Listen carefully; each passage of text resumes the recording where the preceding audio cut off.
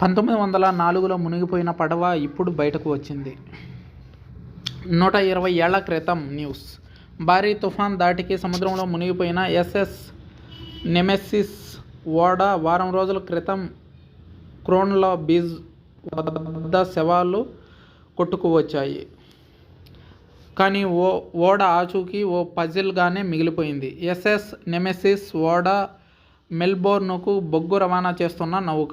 ఓడ ఇంజన్ పనిచేయకపోవడంతో సముద్రం లోతుల్లో కూరుకుపోయింది.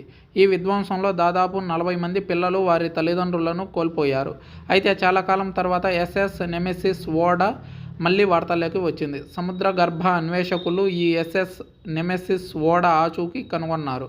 1904లో ఆస్ట్రేలియన్ తీరంలో జాడ లేకుండా పోయిన బొగ్గు రవాణా ఓడ ఎస్ఎస్ నెమెసిస్.